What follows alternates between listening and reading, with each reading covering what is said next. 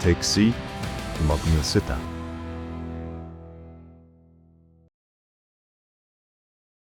Hey guys, welcome to the sit down. Before we get started here, if you guys could just please take a minute and like this, share it, subscribe to the channel. Our numbers do say, based on the amount of views that we're getting, not everybody subscribed to the channel. So I'm calling you out. Actually, I'm not calling you out, I'm calling you up. I'm calling you up with us. Subscribe to the channel.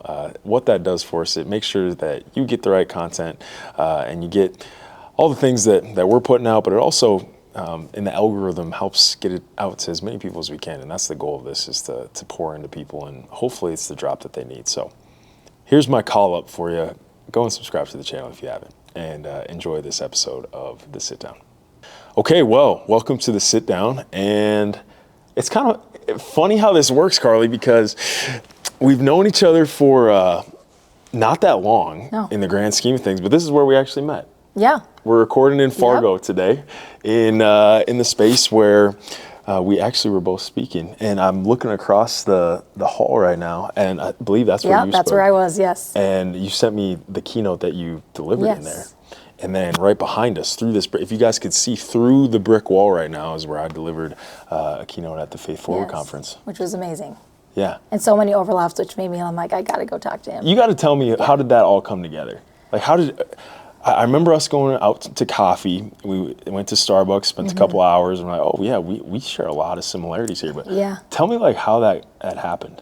I was in the pew behind this wall here, listening to your story, and just an amazing story, an amazing speaker and storyteller. And as you're telling your story, I'm just nudging my friend like so many times, and just was like, oh my gosh, there's so many overlaps in a similar but yet so different way of just challenges and triumphs and blessings that have come, and just our stories just really intertwined. I'm like, I gotta go talk to him. And so I think I introduced myself to you at that. We had kind of a speakers thing later that night or the following night, and I was like, I just gotta go introduce myself and see if you'd be willing to chat. And then we connected, and it just kind of kept on it, and helped each other out in various aspects. But that is cool. And I remember at the beginning of 2025, I was talking with my fiance, and we talked about the best parts of the year. And every single moment, event, thing that we came back to had to do with interacting with like-minded, good people. Yeah. And I remember us making it a point for 2026 to pour into relationships that with other people. And that are also pouring into you, and you're one of those people. So, Karli Moch. Right at you. Thank you. Yes, welcome to the Thanks sit down. for having me. This is gonna be a fun conversation, because you've been through some stuff. Yeah. And I always say, when we're looking for guests to come join and to share their stories, I'm looking for overcomers. Yeah. And we're not afraid to say, like, we've been through some stuff. At the same time, we haven't got through the stuff by ourselves. 100%. And your testimony, it is full of tests, but there's a lot of harmony on the back end of it, and how God's worked in it. I'm excited to get to share your story with our audience. I appreciate you coming on here. Thank you. So let's get into just some of the stuff right away. And we met at Faith Forward, and I got to listen to your keynote. I knew you from a professional standpoint, especially when you go to Starbucks and like, okay, I'm going to meet a speaker, but then you get to know, like, the person behind the speaker. Yeah. And absolutely. You're going to go home tonight to a fun, alive house. Very lively house. Yeah. Yes. Tell me a little bit what you're going to go home to today. Yeah, I've got my husband, Taylor. Him and I dated in high school and have been together ever since. High school sweethearts? Yep, high school sweethearts. Let's go. Give me the He's short a UND rundown. guy. Oh, I know. Well, and so, I knew you were smart. Yes, I was up there, majority of my college years, which is why it didn't quite pan out the way that I thought it would. Yeah. So I thoroughly enjoyed going up there all the time. So he went there, met some awesome people. And then we have two boys, and a 9-year-old and an almost 6-year-old. So we got wild and crazy boys at home, and hopefully they're probably going to be tired by the time I get home, I think, because they've had a wild weekend. Yeah, it's been good. So your kids are starting to kind of get into, like, they're involved in everything. Yes. Yep. 9-year-old especially.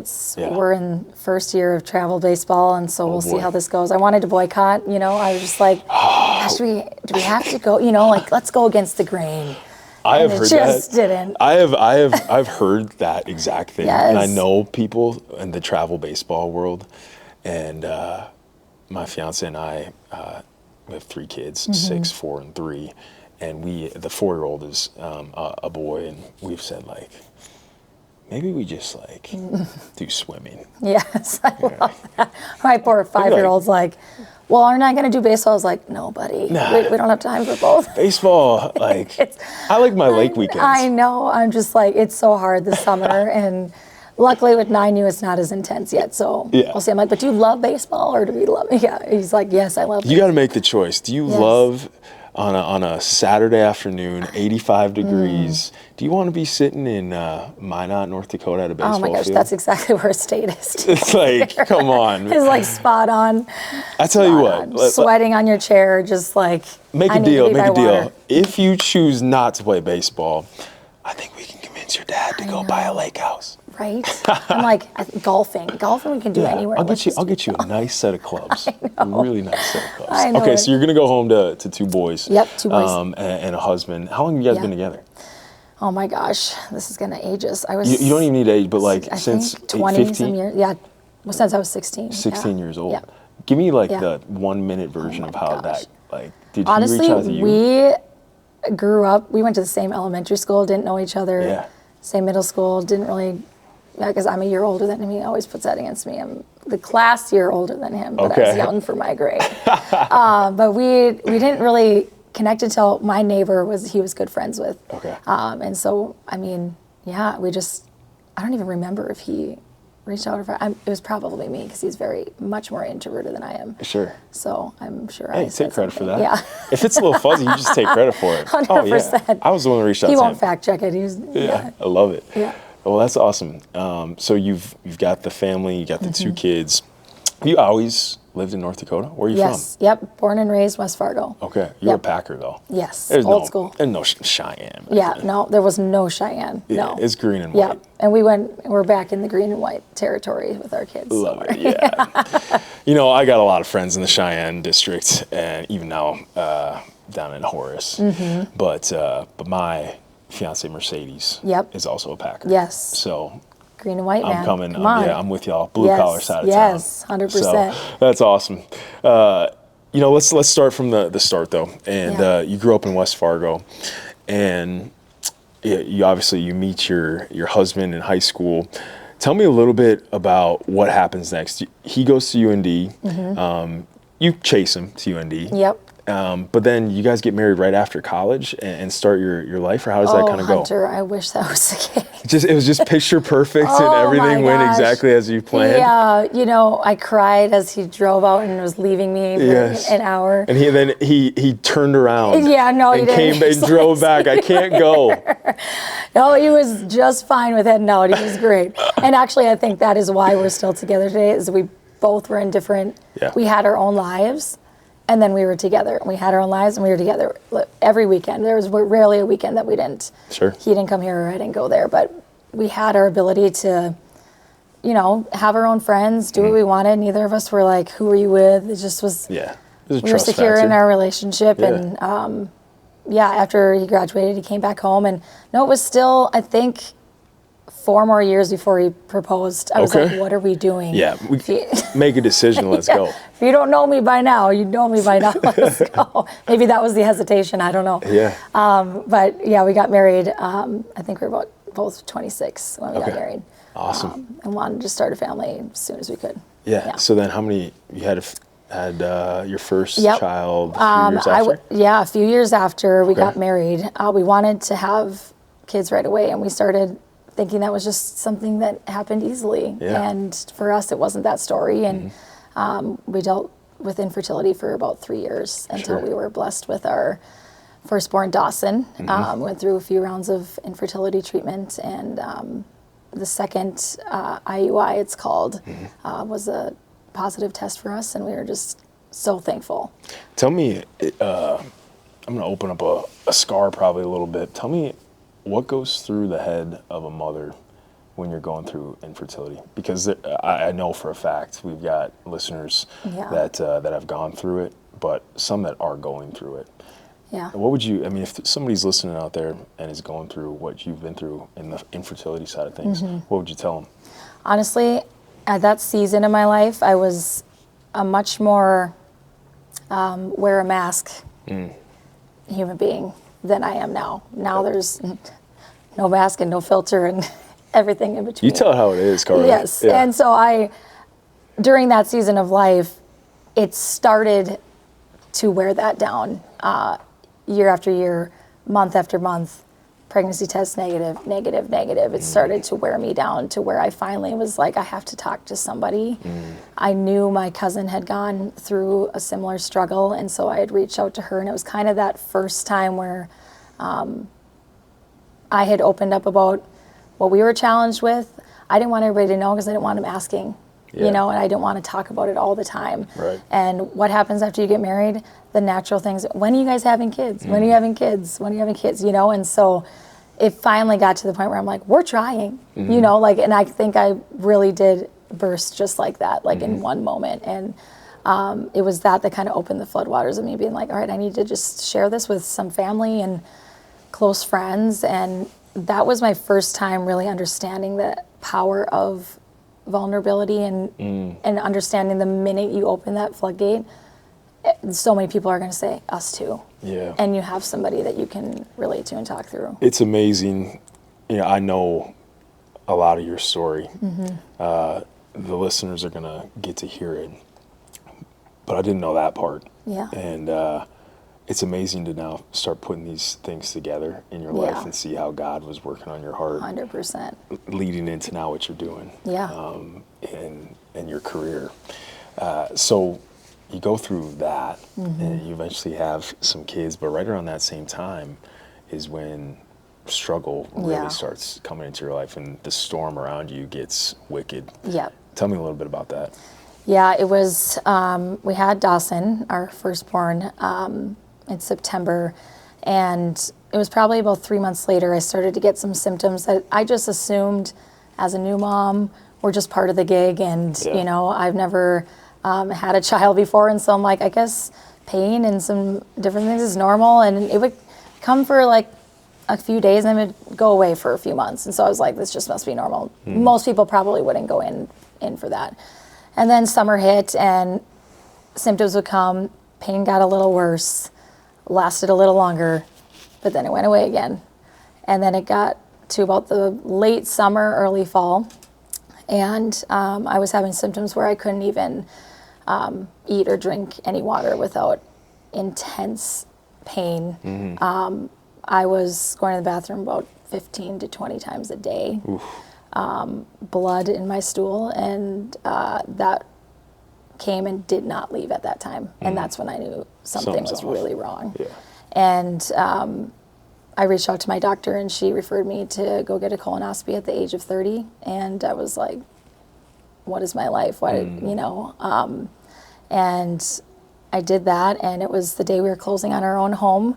I got the dreaded phone call that people always talk about, that they want you to come in for the results, and I just was like, that's not going to be good. So we pushed our closing on our home and went in, and the doctor had said they found almost my entire colon was overtaken by a disease called ulcerative colitis.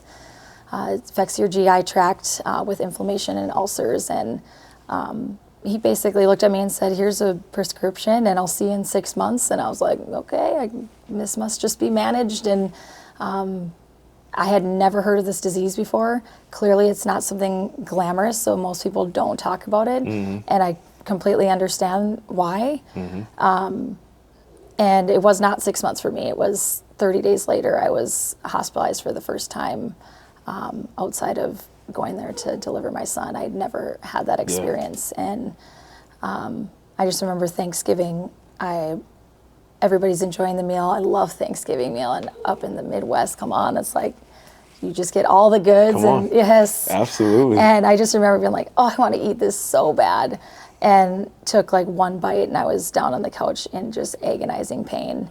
And reaching out to my doctor was like, you probably just have the flu or something. And just, it took a long time for me to really understand, like, no, you need to be the advocate. You need to push for what you need. And I was hospitalized about 2 days later for about a week, and then got home, and then was hospitalized 3 days later for an entire month.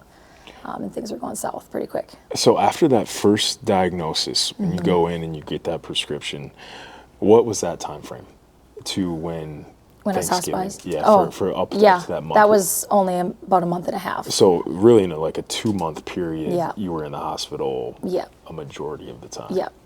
So then tell me after Thanksgiving, and we've talked about this podcast, Thanksgiving is awesome. It is. I don't know if the rest of the country does Thanksgiving like I we do don't it up think here. they do. They can't. Maybe because it's just like the fall's getting, like, winter's Yes. coming. It's like It's time to put on that Thanksgiving weight and hibernate. I hear you, man. It's like, let's get ready for bundle up for winter. Yes. But it's like, you're totally right. Like, you're surrounded by family, hopefully, Yep. and great food, and then you almost get snapped back into reality of like, Yeah. man, I'm dealing with some stuff. Like, this isn't Yeah. good. And you're laying in the hospital bed, and that is one thing that I can relate with you on, is laying in the hospital bed wondering, like, what's next? Yeah. Take me back to that moment where Yeah. you're in the hospital and you know something's off. Yeah. What's going through your head at that moment? Yeah, I think the time where I really lost it, because even the first admission for 5 to 7 days, I still really didn't grasp what this disease was.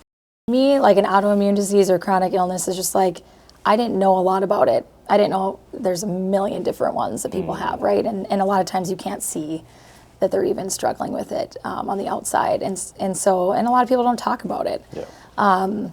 And so just to have that diagnosis was just like, oh, this is just, I'll have some hiccups, but I still had no idea how bad it was going to get. Yep. And I think that was okay for me to not know, because I think now we live in a world of too much information where I probably could have spiraled much quicker.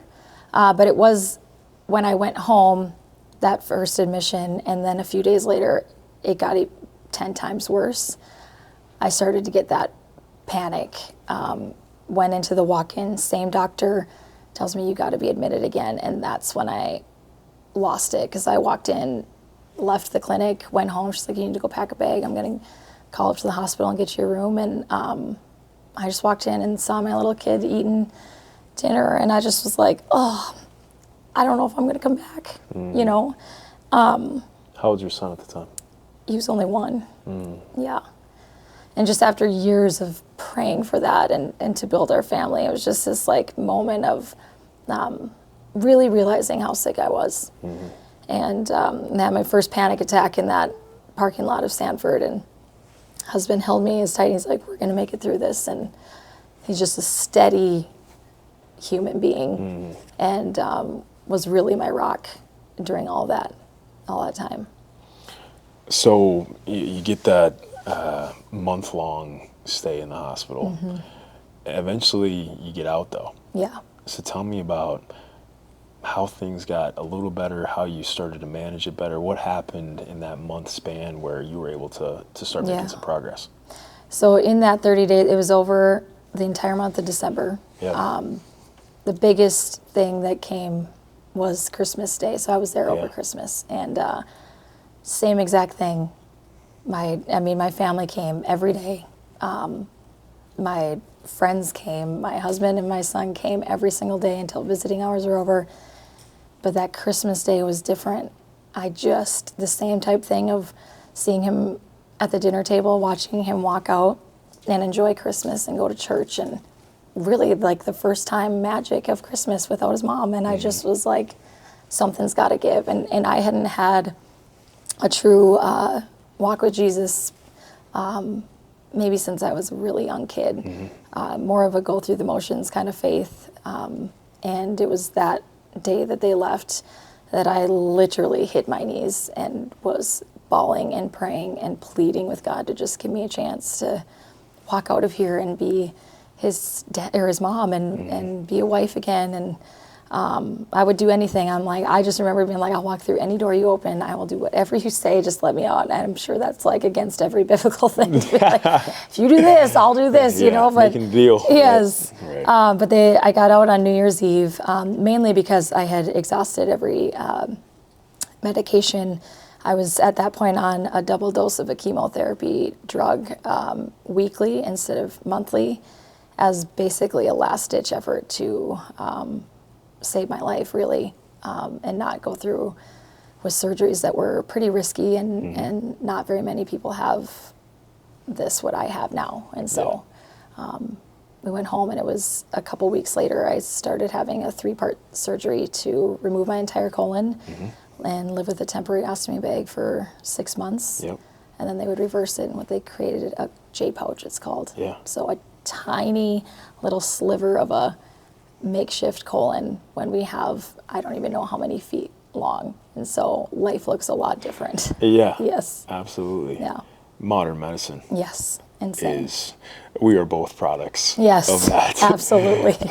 Sitting here today, boy, 100 years ago, we wouldn't be sitting here. Absolutely. Which is kind of amazing. Yeah. And like a great aunt of mine had Crohn's probably 40 years ago, and her daughter had shared with me, you know, when my mom was struggling, all they had before was remove it. So surgical, remove it until you had nothing left, and then that's how you just died. Right. And so very grateful for how far it's come, and have given me a new lease on life. It's giving you another day. Yeah.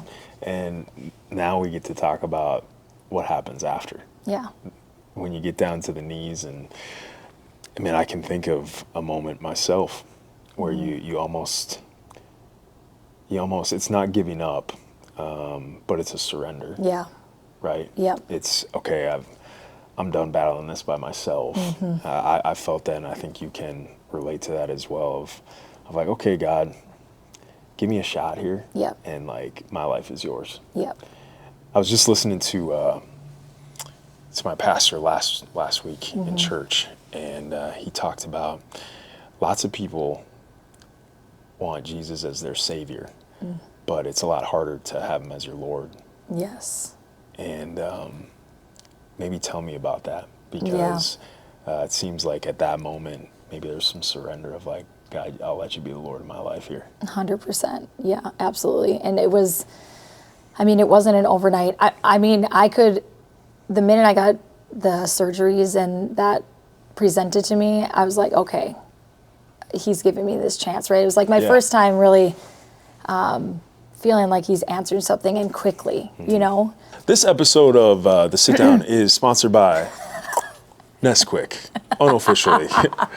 Don't sue me, Nesquik. 14 grams of protein, looking at 39 grams of sugar. Okay, maybe just drinking half the bottle, but Nesquik for me. Carly, what are you drinking today? Just Smart Water, man. Smart Water. You know? Also Smart Water. If you'd like to be a little sponsor of the podcast, let me know. Let me know. All right, what was I saying now? Or what were we talking about? You're talking about your faith. Okay. For me, it started actually by my husband's aunt had sent me a Jesus Calling devotional. Favorite devotional to this day. And growing up Catholic, I don't know that I don't want to like make this sound bad. I don't think I ever went to church and was like, oh, I felt that, you know? And I don't know if that was me just not paying attention, which is probably part of it. But really just not having that heart set to like dig in and pay attention and see how he could change my life. I was just there going through the motions. Yeah. And this simple devotional, a paragraph a day. I was reading it in the hospital, and it was like every day was specifically meant for me. And I've never felt such a personal relationship with Jesus before reading those, and really hadn't dug into scripture. And you know, at the bottom it has like the reference to it, so it's get me to go there. And it was just that little breadcrumb that I needed to just hold on to hope. and truly find my way, as bumpy as it could be, to get really close with him. And it wasn't perfect, and it still isn't, you know, and I'm still learning and growing every single day in my faith, and I don't get it right all the time. But what it did do was completely open my eyes and to a world of freedom like I've never experienced before, especially in the world of like insecurity and what will people think, and all these things just feel lifted. And that removal of fear has been probably the biggest gift of all of this, because without, I mean, I probably would never even came up and talked to you. I'm extrovert as it gets, but it's like, what do I, you know, it just like people became like little pebbles along the way ever since. Like the amount of people he's placed in my life, the amount of doors he's opened, and majority of them have become a relational piece of my life has been incredible. Incredible. And I was living in this little box with the same people and not going out of my way to just be available. And now I'm like, how can I be used more? You know, like make me available, get rid of those distractions. And I just feel like being interruptible is one of my favorite things to try to keep top of mind every single morning. And it's just continuing to grow ever since. Can we put that on a shirt? Be more interruptible. For real. I don't know if that's a word, but I don't know if it is either. I like it. But my gosh, like how many of like Jesus' miracles and all those things came from being interrupted? Yeah, like it wasn't his Sermon on the Mount. Yes, it was. That's a huge sermon, and those are the, you know, what we live our life on. But it's like all of those miracles and those ways that he healed people, like it was almost always an interruption. You got to be okay with Jesus interrupting your life. Yes. Yeah. Yeah. Look at both of our lives. Yeah, 100%. Yeah, interrupted by God. Yeah. And with one door closing, as you've seen, so many more open up. 100%. And man, you're starting to see some of the fruits of that. Yeah. Now. Yeah. Like you put your roots down by the river, and now some of these fruits start showing up. And I think that's a great transition into what you've seen transpire over the past 8 years. And as your walk with the Lord really deepened and strengthened, now it starts overflowing into other aspects of your life, and really has shaped your career. And tell me a little bit about how that happened, and that really how the Lord has kind of guided your path and your steps along the way. Yeah. I mean, to start, like the amount of things that he had to strip away from me. Come on. First. Oh man, you could do a sermon on this one. 100%. To gain it, you got to give it. 100%. Yeah. I mean, the illness alone, but I don't know why I'm so, hold on. This is part of it actually, so it'll lead perfectly into it. Exactly. But the amount of things he stripped away from what I was holding my identity in were countless. And over a very small amount of time. When you think of diagnosis from October and then final surgery in June, it's really not that long of a time. And a lot happened in that short time, but I mean, stripped away things of visually, like I used to put a lot of weight in the way that I looked. You know, I had no hair, lost all my hair through medications and surgeries and all these things. I lost a significant amount of weight. Didn't recognize myself at all in the mirror. And so taking that part away, taking my career away, I wasn't able to work. And that's what led me to where I was in the first place. That was my world, and that's what I was chasing. And I couldn't be a wife. I couldn't be a mom. And I lost my voice completely. And so I love to talk, obviously, but I also love to sing. And I think the worst of it was probably about 9 months after we wanted to try to have another kid, and found out that the surgeries had now blocked my fallopian tubes and weren't able to have any more kids on our own. It just felt like one thing after the next of all these things that we hold so much weight and our identity in were just taken. And I feel it's so easy that we can slip into this why me Come on. mindset. Like it's very, very easy. And I can see why a lot of people go that direction, because life is really hard. And when you get knocked down that many times, I don't know that a lot of people in my life would have blamed me for staying down there for a while. But through my faith, one of the biggest things that he gave me was just like quick obedience, quick surrender of whatever the circumstances were. And when we found out we couldn't have any more kids that way, I probably cried for about a full day. And I was like, I think we're going to adopt. And I went to my husband, and I was like, I already called some adoption agencies, and he's like, all right, let's do it. And he's usually, you marry the opposite of you, where he's like, hold on, I got to ask you like 18 questions. What are we doing? And I'm kind of like, let's go. I've already made my mind.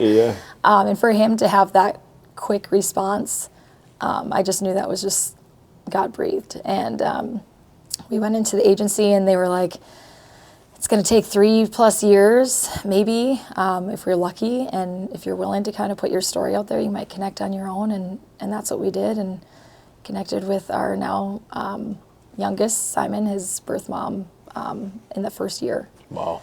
And had him since birth. It didn't take 3 years. No. Yeah. No, God had other plans. And wow. So that was one of the first ways of just really realizing the incredible blessings that are come from the brokenness and come from those battles that we face. But you have to allow him to do that in your life. And so many times we just want to take control and stay in that victim mindset. And it's just been a series of those things ever since. And not to mention a switch in career. And so after that, I went and, instead of using my gifts to make my bank account bigger, was using my gifts of just people and relationships, and to do development for a nonprofit that I just fell in love with. I wasn't serving anybody outside of my own home ever until this. And God has opened my eyes to so many ways that I feel like I would just love to serve everywhere, right? But it's like, I wasn't doing that. And now I'm like, I can't get enough of it, you know? And so just going into that mindset and meeting so many people, and then the trickle effect, and which led me from 4 years of development there to just feeling God's next nudge of starting the Dream Project. The Dream Project. Yeah. And we're going to get into the Dream Project. I do need to say, to recap what you just laid out, having a partner that, number one, holds you in your toughest moment, but then like also has your complete support, that's a superpower. Yeah, 100%. Like, we might just have to get your husband on here next time too, because like for him to be like, all right, let's do it. Yep. Like that's not going through life alone. Like, no. There's such power in having a partner that is not only a supporter but a helper. And, absolutely. Sounds like you've got that. 100%. I mean, even when I was in the thick of it, there was never a day where I was feeling guilty to not helping or any of those things. And he never made me feel that way. It was just like, you are here to get better, and I've got everything else, you know? It's amazing. I mean, it's amazing because people can relate with this, where you get told no. And as a mother, like when it comes to being a mother, that's got to be one of the hardest no's you've ever received. Yeah. I can't relate with that, and Garrett, you can't either. Yeah.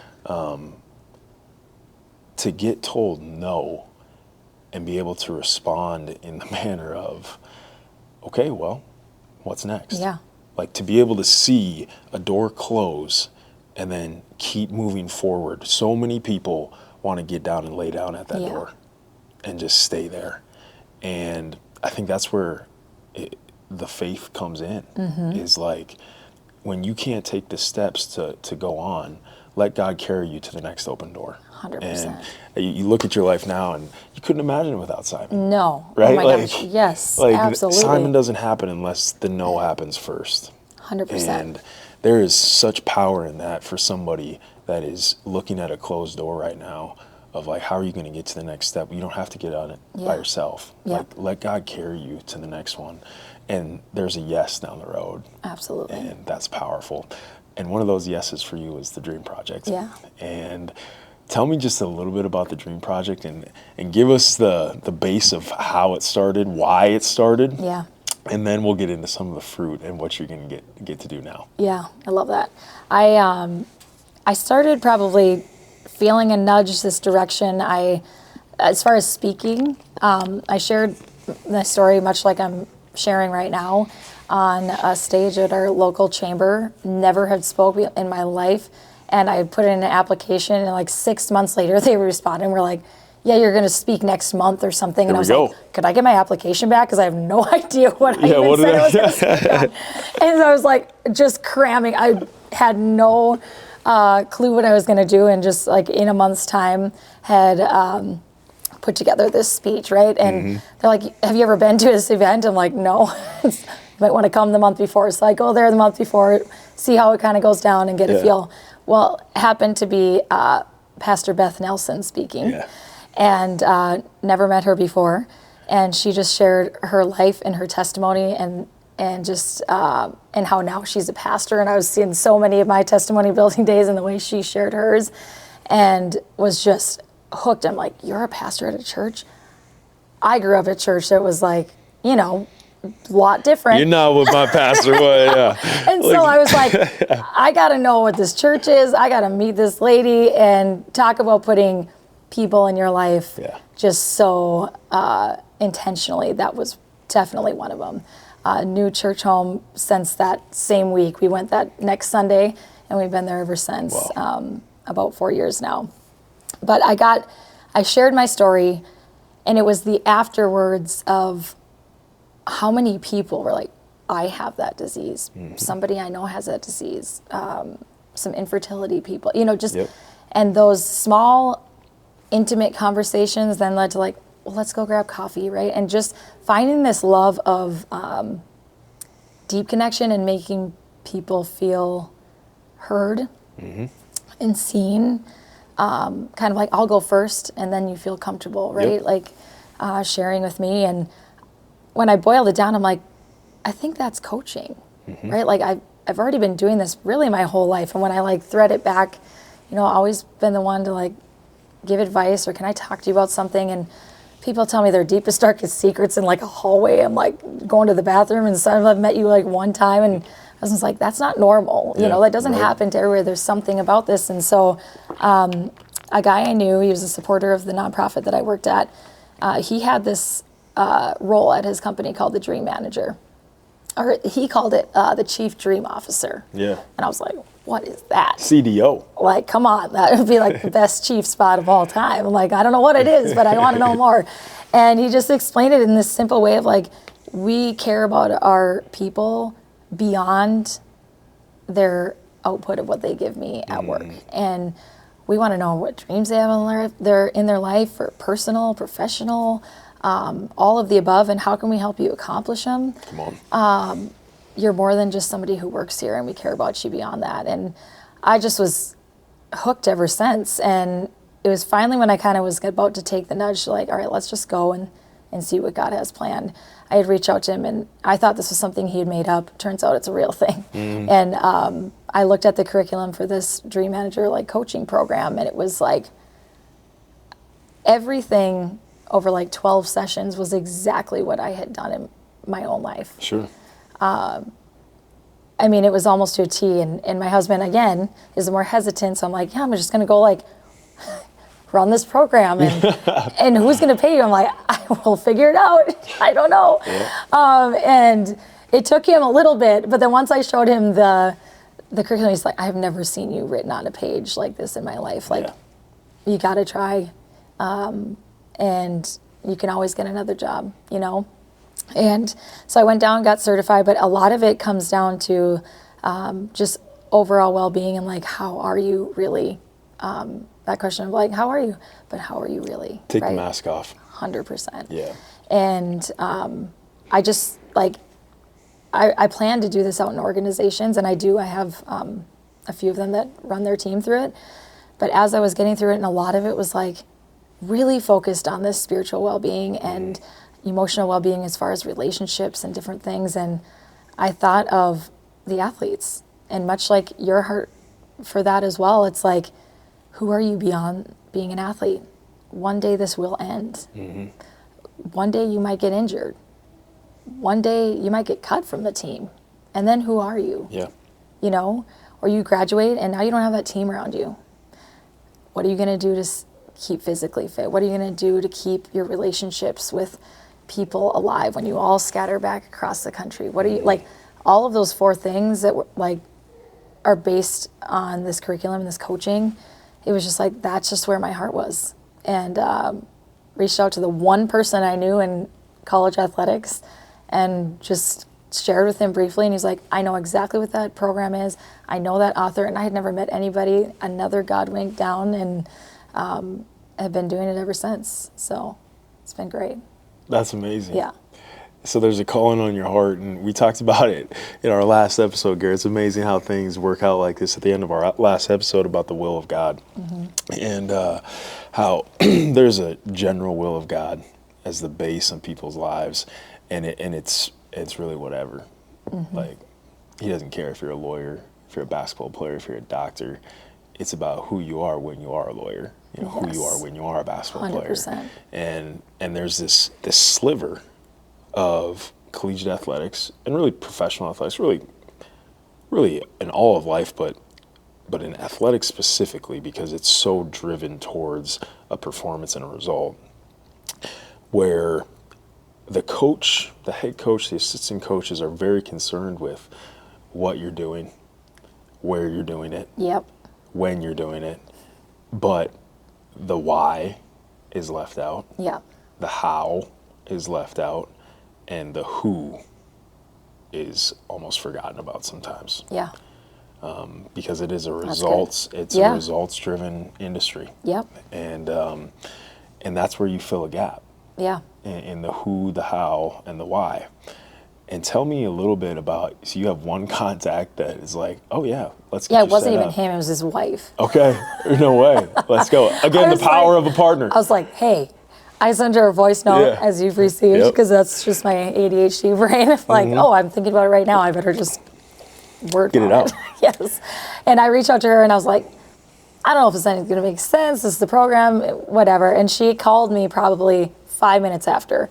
And she's like, oh my gosh, I already talked to him. He's like telling me to give you his phone number and whatever. And I call him and he's like, can you come to my office on Monday? And I'm like, oh my gosh, I still have a job. Like, I wasn't even like sure I was going to do this. And I just went up to see him and I shared a little bit of my story, gave him a copy of my very tiny book, and he read it in like an afternoon, and he called me back. He's like, I don't know how we're going to find the money to pay you, but we need you. And I've got guys that need to talk to you. And so that first year I did it just volunteering. Yeah, and tell the viewers who you're doing this for. Yeah, I work with North Dakota State University. So go ahead, throw up your bison horns. Yeah, bison, yeah. Like throw them up. We were in the Betty Inglestead Sioux Center this winter, and NDSU was playing UND. Yes. Karli was on one side of the gym, I was on the other, and we were texting each other, and I look over, and all I see is... And you saw my crazy. I'm like, I should be in the way back, because I'm just zero. And my son's the same way. Yeah, hey, we're both North Dakotans. Yes. So we. How'd that game end again? I can't remember. Yeah, go ahead. Go ahead, rub it in. That's all right, rub it in. That's the good part of a rivalry. Yes, it is. Oh man, it's the best win of the whole year. So you're working for North Dakota State. That first year, you just volunteer. You get your foot in the door, and I've been in that spot as well, where sometimes you're like, okay, I just need to learn. Yep. It's like, I need to figure out what works, what doesn't work. What year was that when you volunteered? That was 2023. Okay, 2023. Yep. And then the past couple years, that relationship has grown. Yep. Did you start on the men's side or the women's side? Started on the men's side. Started on the men's side. And were you working with all the guys, or was it a specific few? Yeah, he had me kind of like, there's a few guys that, could use somebody, and especially a female presence. They're a long ways from home, and could use kind of that. He's like, maybe a little softer touch. Little mama bear. Yeah. But little they know is it is a mama bear. I'm like, I'll give you space, but I'm also going to get after you. I'll tell you what, hey, Nick Saban, considered maybe the greatest coach of all time in the college football ranks, at least. And his wife, Miss Terry, is a legend among Alabama football players because she took care of, Yes. she was a mom, like, and I'm not saying that you're Miss Terry or that, but there is some of that of like, you do need a little balance. 100%. Especially when you've got a demanding coach on the other side. You know, you got to balance some stuff out. So you start on the men's side, and then what happens after that? Because you're now working with multiple teams. So speak of like mama bears, I got a papa bear of a dad, and about, I think it was the next year then, he was in Arizona, and so he goes down there to snowbirds, and he goes to the NDSU golf tournament every year, and he goes in corners, you know, athletic director was like, did you talk to my daughter what she's volunteering to do with men's side? I was like, oh my Lord. Come I on, was like, Pops. first of all, I don't know if he's even going to get in trouble for like having me. He's like, yeah, you said to give him a call. I was like, well, did you get his number? Yeah. Or did you get his card or something? No, he just said give him a call. So I'm like, here we go. I think I messaged him on LinkedIn or something. I was like, you probably remember this big burly guy, cornered you. Yeah. I don't know if he wanted to take him, you know, and he was so kind, and he was like, I got a daughter of my own. I could see how proud he was, and he let me come in and talk to him, and he's like, I'm going to have you just share with all of our coaches at our next all coaches meeting. I'm like, okay, I'm just a little sweaty. You know, we're just going to all the coaches, and they're just dead silent, and you know, and I just shared a little bit about what I was doing, and it was right after that, the women's side, they had reached out, and they're like, yeah, I think we want you to work with everybody on our team. And I was like, you don't have to pay now, right? You're like, you know, that's right. It's going to be a big commitment. And they're like, yeah, we're gonna do that. And so I've got to work with men's and women's the last 2 years, and started working with them officially for 2 years. So that's fantastic. Yeah, and you know, as much as I am a UND fan, I always will be. I have a lot of respect for NDSU, and you know, Coach Richmond recruited me a little bit out of high school, and so I know that program. And then on the women's side, you know, Coach Collins, he's been to the Annetta Turkey Barbecue. Oh yes, okay, you told me Jory about Collins. I got a lot of respect for Jory Collins because he came to Annetta. And so I love that. My great aunt Holly Huso played at NDSU and connected with Coach Collins, and so he came up. Maybe in the first year he was in Fargo. That's amazing. And so I like Coach Collins. Yes, a lot, you're like, give you a lot of street cred for that. Yeah. If you're willing to come to Annetta, I'll support I love you. it. So that's awesome that you get hooked up with both the basketball programs, and now you're starting to see some of this fruit of the labor pay off. Yeah. And not just in wins, but in relationships. Yeah. And let's share a couple of these photos. You know, some of the relationships that you formed have led to family trips. You going down to Florida and supporting former athletes you've worked with. Yeah. And then you go down to Sioux Falls this year, and you start to see not only wins stack up, but those relationships like come in full fruition. Tell me what happened when the Bison raised the trophy over their head. Describe that moment and what happened after. Well, first of all, my insane children had their shirts off and whipping them around since before the game even started. Let's make sure to throw that picture up as well. I mean, I was just like, nobody can ever find out that I'm hired. Like, like my thought process was like, oh my gosh. Again, put us in the back, right? But my kids are always like, how do we get closest to the front, you know? And so, they're just wild, loving every second of it. And they have felt like, I mean, that alone, let's just go there for a second, of the way they have felt like a part of the team, and how Coach Richmond especially has made my kids feel like they are a part of this family and this team has been incredible. Like, memories they'll have forever and cherish, you know? And so I'm so grateful for that side of it too, of like, what better than doing the stuff you love and having your family a part of it? Like, 100%. never thought that'd be something that would be in my life. And so that alone was amazing. But watching them win, and this team especially, because as you know, like, recruiting in Vin Major is tough these days, and it's like you start over almost every single year pretty much, you know, minus a few that usually stick around. And just getting to know all of them and working with all of them this year, and just the joy that they all had, and I was just so proud of, I mean, it is like a mom situation, and I was just proud of all of them. But yeah, down there celebrating them, and you know, I'm in a sweatshirt and jeans, and kids got their shirts off, and then all of a sudden they're like, and assistant coach Moch, please across to get your medal. And I was like, did they, what? He was yanking me up. I was just like, what on earth? And just not expecting that at all. But afterwards, I'm just reflecting, like my husband was like, that was really cool. Like, you have to take a moment to recognize that it's not about receiving that medal. It's not about walking across that stage, but it was like that moment that they decided to add that, regardless if they won, they had to have added that to the list of people that they thought were a part of making this championship team happen. Because a lot of the things I do, the majority of what I do is behind the scenes. And so it just felt like that moment of like, they really, really care about the people beyond just this cutting down of the nets. And it just was this really significant moment of, I think what I'm doing really matters, you know? Absolutely. Yeah. Absolutely.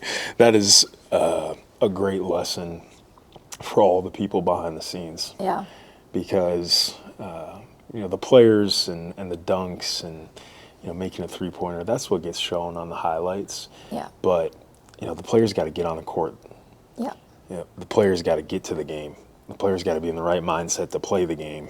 And that goes unseen. Yep. Nobody ever sees that stuff. So for them to recognize you and really say, hey, you're a part of this, you know, the 1%, 2%, 3%, those get stacked. You bring that, and another coach brings another 3%, and this player brings, and it comes together. Yeah. And it ends in a pretty cool way. You get to go win a championship. It was awesome. Go to that NCAA so tournament. That's fun stuff. Yeah. And that's going to continue to grow. Yeah. And so I'm excited to watch that grow, because in today's collegiate athlete experience, with the transfer portal the way it is, and I hope it changes. It needs to change. But athletes are going through more up here than they've ever 100%. gone through before. And what you're doing and what I'm doing, a lot of our colleagues are doing, it is essential. Yeah. It's not just a nice to have anymore. Yeah. It's a need to have. And you see it at the mid-major level. You see it at the Power 4 level, though. And it happens at the Division II level. It happens everywhere. Like, athletes are athletes. Yeah. There's a person behind every 100%. athlete. And so it's a necessary part for a team to have a success and a life coach to help them through the hows and the whys and the You think about even like the performance piece of it, and there's a lot of times where it's like the mental performance stuff comes up and we're working through tactics, but it's typically the fear of what, right, like getting down to like the fear of what people will think thing, and like, I don't know who I am deeper than this, and it's just giving them a space to figure it out, whether it's through their faith in Jesus or they haven't got there yet, right? But trying to find a way that they feel super confident in themselves, and they don't need to look to coach, they don't need to look to parents or the media or whoever it is to tell them who they are. You cannot tell me that doesn't make them a better player. 100%. And I just think it's, you know, even just like the guy that told me that he has this in his company, you can't tell me that doesn't go a lot longer than them sitting in a meeting to tactically figure out something to do their job better. Like, you need both, right? And the ones that can figure it out, that there is value to both, are the people that I love working with, you know, and it's not for everybody. It is not for everybody. Some programs, we're just not a good fit for them.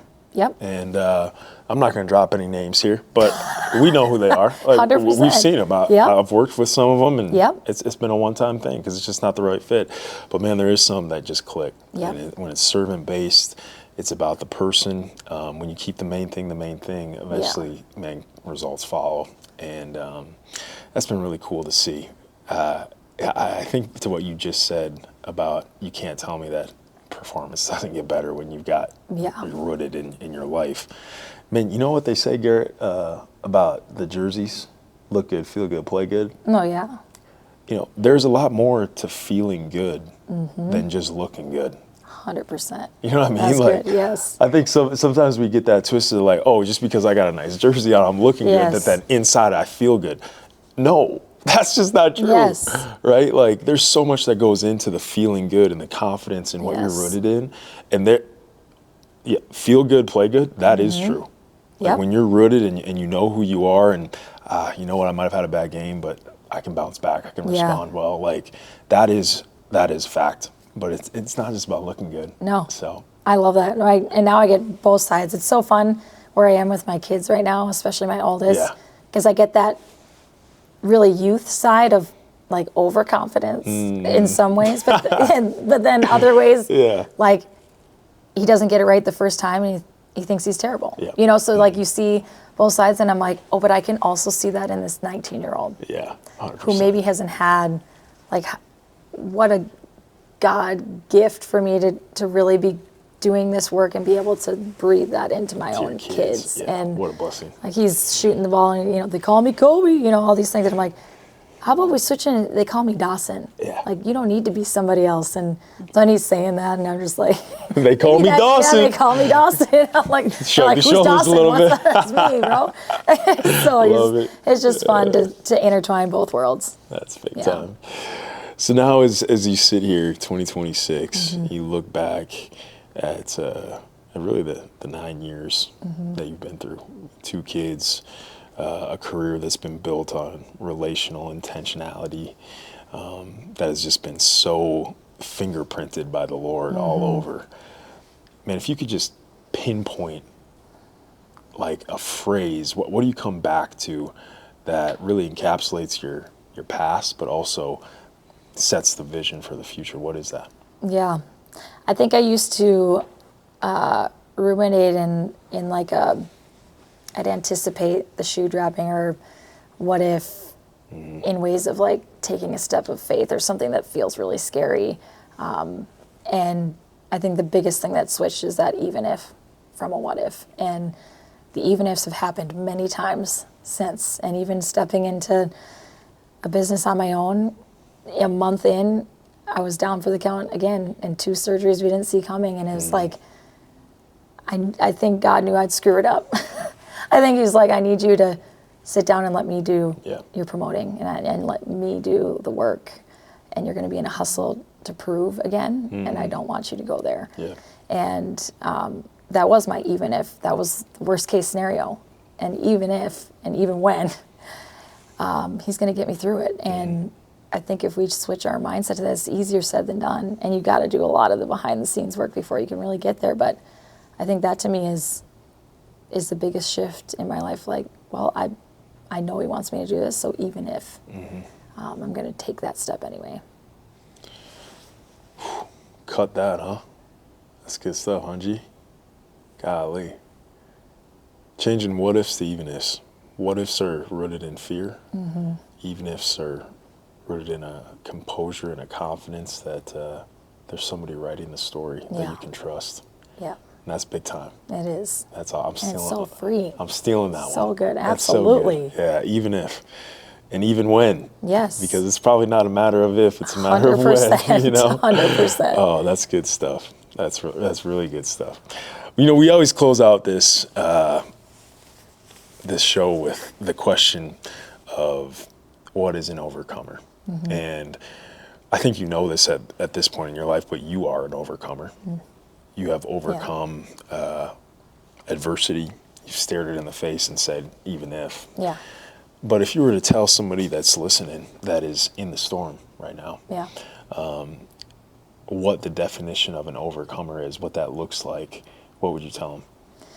I think one of the biggest things that somebody had said to me coming out of this kind of early on is just said, some things happen to you, some things happen for you, and if you allow it, things can happen through you. And I think a lot of times when life throws us the things that we're just not expecting, and the challenges that feel almost too big to overcome, to not saying this is happening to me, that gets you to that victim, mindset. But it's like, maybe this is happening for me. What can I find in ways that this is working for me, even in the worst of circumstances?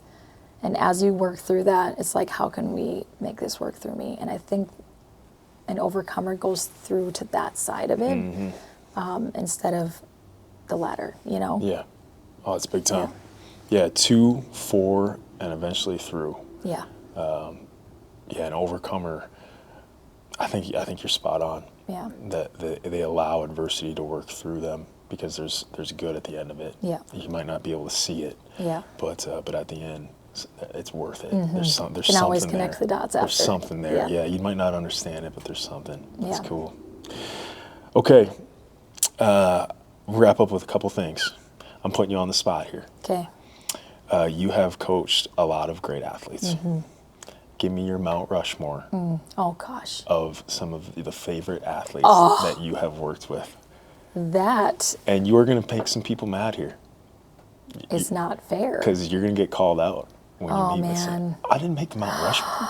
Carly, Okay, I thought we well, were tight. We know the first one for sure. Yeah. Is Jakari White. I mean, Okay. he's just. You went down and saw him. play. He's out. yes. He had a great year at Virginia. They made the ACC championship game. Yes. He had a great year. And those are like the moments where it's like, the NIL thing makes Yeah. sense to me because there are Yeah. people that deserve, and it's life changing Mm-hmm. for them and their families, and that for me is like so well deserved, beyond deserved. No, he's just got our whole family's heart, and so he was one of the first I worked with, and you know, took him with us to church. He's coming to Yep. brunch, you know, all the Come on. things, and that's when I realized I was old enough to be their mom because I was like, I think they like me too. I think they think I'm cool. And then the one time in the session, she's like, yeah, I think my dad's about your age. And I just went, Oh, that's like, I'm a cool mom though. That's right. That's right. But no, he's one of the first ones, and just our whole family loves him. So I'd say him. Derek Doucette, one of my North Dakota guys. Going to Duluth now. Loved working He's going him. to kill it at Duluth. So good. Great energy. Garrett loves Derek Doucette's Dude, game. it's just awesome. He's so fun. He's a stud. Garrett, if you were scouting Derek Doucette, what would you say? Good luck. Good luck. Guy, That's what. he works so hard. Yeah, he's got a motor on him. You get a motor. Yeah. He can play, man. So If he's fast. coming I out mean- of mine, man. Everyone like this guy can flat out hoop. Yeah. So Justin Wick, I really like Coach Wick at Duluth. He recruited me at Jamestown, and he's now at Duluth. Okay. Yes. And he's gonna love playing for Wick. Love that. Wick's he's a player's coach. Yeah. Love playing for him. So they're gonna clip this, Garrett. I got Duluth to win the NSIC next year. Okay, I like it. I love Bruggeman. I love your guys over at Jamestown. But Duluth is going to be a problem next year with Derek Yes, Doucette. Okay, so 100%. Jakari, Derek. Okay, Got a I'm going to couple go more. Avery Yeah. Kunin. Yep. Summer League Player of the Year. Amazing. Unbelievable athlete, but there's Incredible, an incredible human being. though. Yeah. I mean, just somebody who teaches me things in my faith. And again, we talked about this and joked about this before earlier, but like, if I could go back to college, Karli, and be like, could you find an Avery as a friend? That would have been good for me. But just true character, just an amazing human, wise beyond her years, and just an incredible athlete. And I want to give you some. I want to commend you and the coaching staff and really everybody at NDSU, because whatever you guys did, you've created an environment where she stayed. Yeah. And in this college environment, Avery could have gone anywhere. Mm-hmm. There was lots of power forwards that would have paid her a lot more money than what NDSU was offering. 100%. And she decided to stay. Yeah. That's pretty cool. Yeah. So whatever you got going, you're doing something right. Yeah. It's so well so done. fun. So fun to work with So her. that's awesome. One more. Gosh, I'm going to go more on the fun side. Mariley Simon is somebody I just love. She's a West Fargo grad. She's on the women's team for NDSU, and she's just an incredible hype girl, never selfish. Just the classic, like, we'll cheer you on no matter who you are, who's out playing. Just has a really good positive mindset, and she's always just brings me joy, and every time I get to connect with her, and yeah, she's been amazing to get to know the last couple of years. You gotta stick with the West Fargo girl. Yeah. You're biased. I know. Come on, Packers. Yeah, Let's go. it hits the heart a little bit different. Yeah, I love does. it. That's awesome. Well, good stuff. We always end this thing with a little, I always compare a podcast or a conversation with eating a meal. Okay. And I'm a sweet tooth. Okay, I like it. We had a lot of meat and potatoes Yeah. in this meal. A lot of stuff to chew on. It's good, but I always like finishing with something sweet at the end. So this is just tell me something good, something that you've seen the past week that has been really, really good. And Garrett, you always start off this segment. And so I'm putting you on the spot. If you're not prepared for this and you stick like the lighting or this brick behind me or something, I am going to get out of this chair and chase you. So, NBA playoffs. NBA playoffs. That's a good one. As we're recording this, the Celtics have been eliminated. Yep. So, NBA play. Ant-Man's. We need him back. Get him back bad. Yep. Yeah, so that could be. I'm going to piggy off that. This is not mine, but the NHL playoffs have been awesome too. It's not fair. Yeah. We can piggyback, We're but it's not piggybacking. ours. Yeah. It's not mine, but I'm piggybacking. NBA and NHL playoffs, they align. Yes. They're at the same time. Come on, Minnesota. Minnesota We need Wild. That was awesome. Them beating the Stars because they lost in the past however many years, and that was sick. Quinn Hughes is such a dirty. That goal off the skate. Can we put in that highlight? He aimed the puck at a defender's skate for it to bounce off the skate and in. Insane. That is dirty work. Yeah. So Quinn Hughes, shout out to you. Okay, awesome. Good job, Gary. Who you got winning it all? That's so tough. Probably the Spurs. You think Spurs? Yeah. Spurs are OKC. Who do you got, but who do you want? I want the Wolves. Yeah. Yeah, Thunder look really good too. Thunder. Nobody from the East. It's whoever wins the West is going to probably cruise. So, all right. Good job. Playoff time. I like it.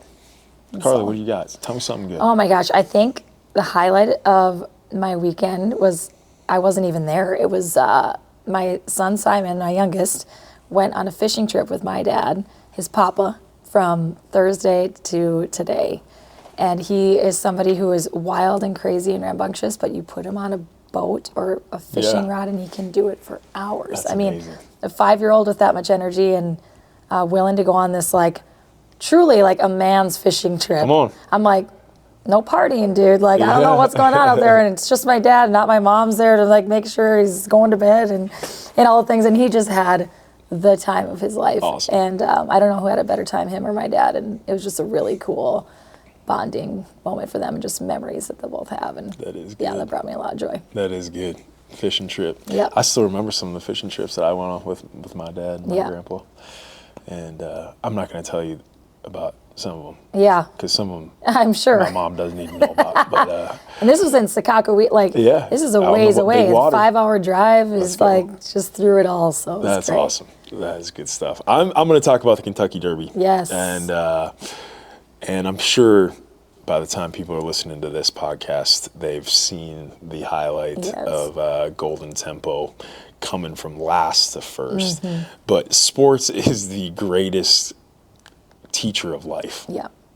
It really is. And that race, I mean, it's just a perfect example of it's not over till it's over. Yep. And it just keep going Yep. one at a time. You don't go from last to first without going from last to second to last. Yep. And then the third to last. And then you just keep climbing one by one. And let's just throw that race, the end coming around the curve. I was able to be there and see it live. It was the coolest sporting event of my life. I can't imagine. It was the greatest 2 minutes of sport and excitement I'd ever felt. But take a look. This is what happened. By Jose Ortiz. Sometimes when you're that far back, Mike, that everybody makes their decision already, and you're left a lot of open lanes. Now he'll shift him out as he knows he's going to run into trouble if he doesn't, and he takes aim on his brother. And what a tremendous kick by Golden Tempo. That's a lot of ground to make up in the stretch of the Kentucky Derby. He's 7 or 8 lengths back at the top of the stretch still. The numbers on how far he... It was amazing. So to see that, and to the first female trainer to win it, 152 years. I think I've watched that replay of her. Yeah. Just okay. reaction. We're gonna need. Let's throw the replay of that on there too.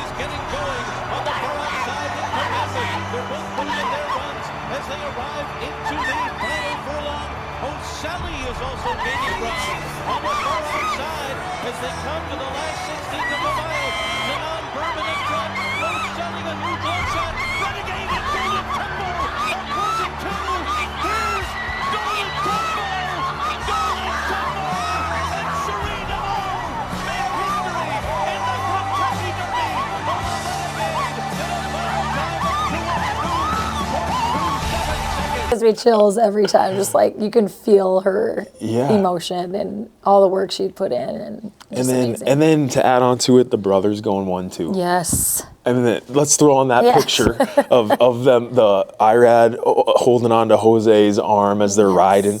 I mean, it was like cinema. Yeah, so good. And sometimes sports come together to create this amazing moment, and I got to be there in person. Yeah. I feel so fortunate. Amazing. So that's my something good is Churchill Downs. Love it. And a beautiful day in Kentucky to watch some horse racing. Yeah. It was awesome. That's great. Love it. All right, Karli. Well, this has been fun. Yeah. Thanks for coming and sitting down with us.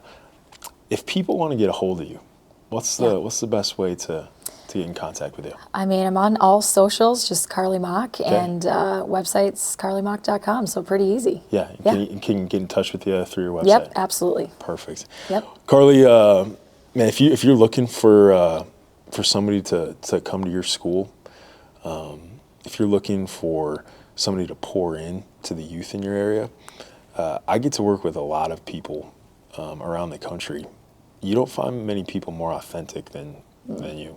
So I just want you to know that that's coming from somebody that I'm biased because we're both North Dakotans, but I'm telling you the truth. I consider you a great friend, and you're really good at what you do. So thanks for coming on to the sit down. And now when you start your podcast, I'll come and hop on yours. You'll be the first guest. All right, sounds good. All right, guys, have a great rest of your weekend, and thanks for coming on the sit down. Peace, guys.